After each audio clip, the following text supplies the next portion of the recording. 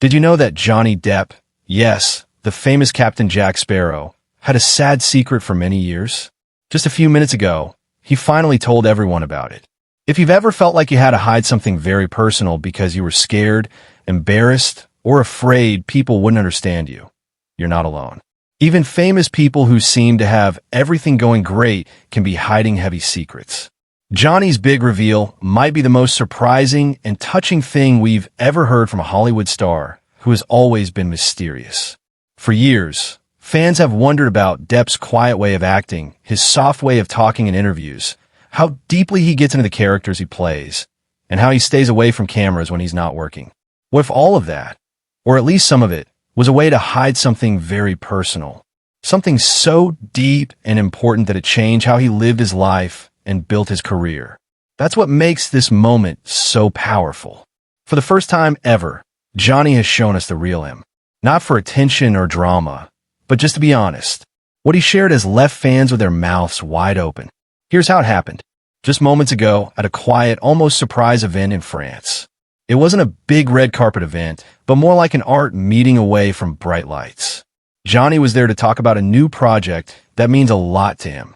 As he answered questions from a small group of reporters, the mood changed from businesslike to very personal. When someone simply asked, "What's something your fans still don't know about you?" There was a pause, a long, real pause. Not the kind of quiet that happens when someone is looking for something clever to say, but the kind that happens when someone is deciding whether to finally let go of something heavy they've carried for too long. Then, in a quiet voice, he said it. "I've lived with bad dyslexia my whole life." For a moment, no one said anything. It was like the room needed time to understand what he just said. Johnny didn't stop there. He explained how, as a kid growing up in Kentucky, reading felt like trying to understand a language from another planet. Letters moved around on the page. Instructions made no sense.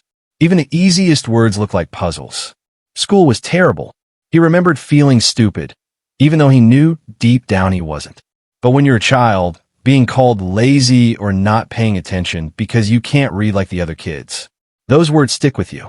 He said that acting, believe it or not, became his way to escape. While most actors study scripts, look at text, and break down lines, Johnny had to use something different. Memory, feelings, rhythm. He would listen to recordings of dialogue, say them again and again, learning every pause and voice change until he didn't just know the lines, he became them. That's how he learned to do well in a job that depends so much on reading. It wasn't about cheating. He said it was about surviving. And he kept it hidden from directors, producers, even close friends, not to lie, but to protect himself. He was already seen as different, a bit of a mystery in Hollywood's carefully packaged system. Admitting he had trouble with reading could have changed everything. So he built a fake personality, a shell, a version of himself that could avoid questions and hide the truth under charm, humor, and being likable. But things changed when he became a father.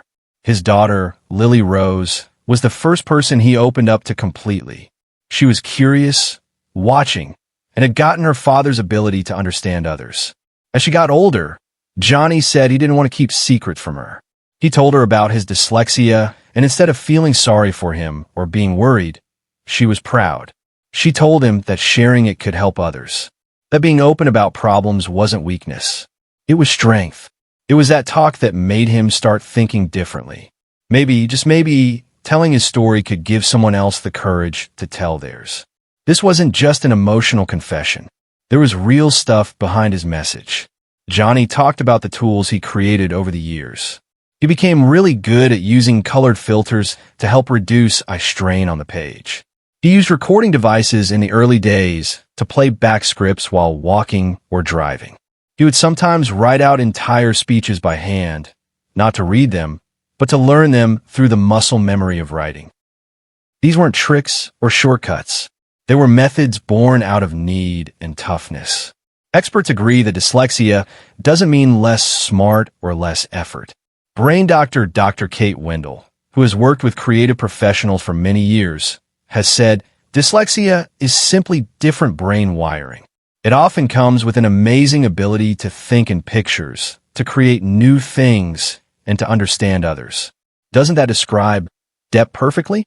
From Edward Scissorhands to Donnie Brasco to Willy Wonka, his performances have always had layers of detail, imagination, and depth. It makes sense now. He wasn't just playing a part.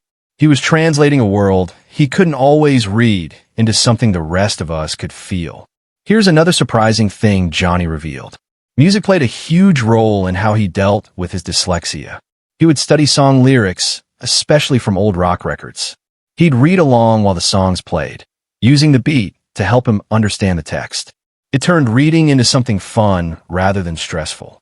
That technique, using rhythm and music, is actually backed up by research. Studies have shown that rhythm-based reading can really help those with dyslexia by making the brain's timing and order skills stronger. Johnny also talked about how hard it was emotionally to hide this for so long. Imagine for a moment what it must have felt like to be Johnny Depp, a man loved around the world, celebrated for his variety, talent, and depth, carrying a secret that made him feel completely unworthy behind closed doors. For many years, he worked under the constant pressure of being someone else.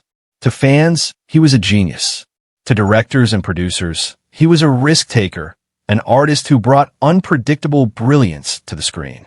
Yet inside, he carried the choking fear that if people truly knew how much he struggled, that he had trouble reading a script or needed hours of extra time to memorize lines, they might not admire him the same way. That maybe the world's love for him was based on a version of himself that wasn't completely real. The kind of emotional conflict, when kept up over years and years, doesn't just wear you down.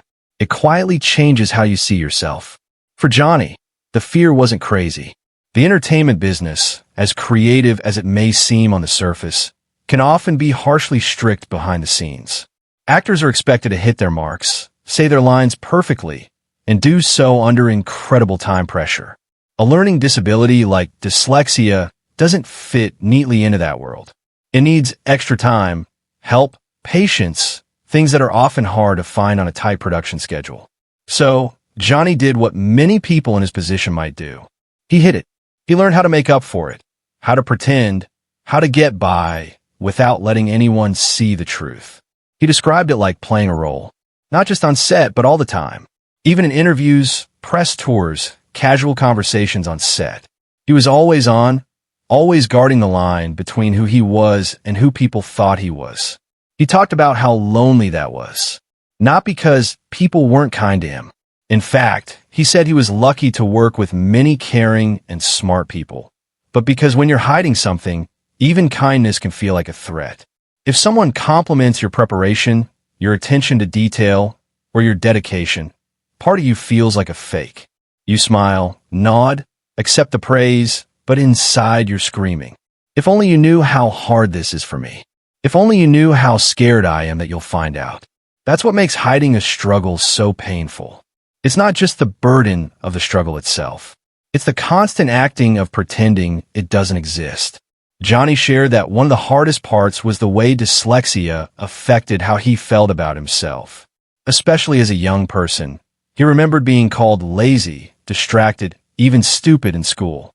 Not because he wasn't trying, but because he couldn't keep up the traditional way. He said those labels stuck to him like glue long after he left the classroom.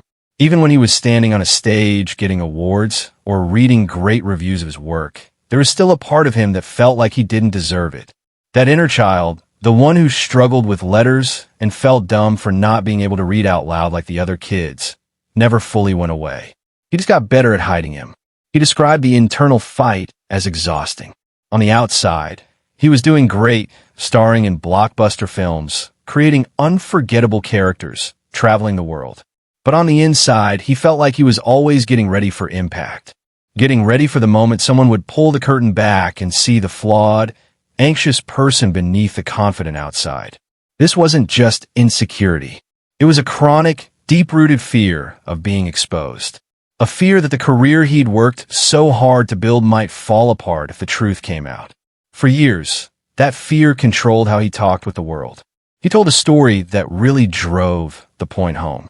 During the early days of his acting career, he was handed a last-minute rewrite of a scene, something that happens all the time in film and television. But for Johnny, it wasn't just a matter of relearning lines. It meant facing a wall of text that felt like a jumbled, impossible mess. He panicked, not visibly, of course. He nodded, took the script, walked away like everything was fine, but inside he was spinning out of control.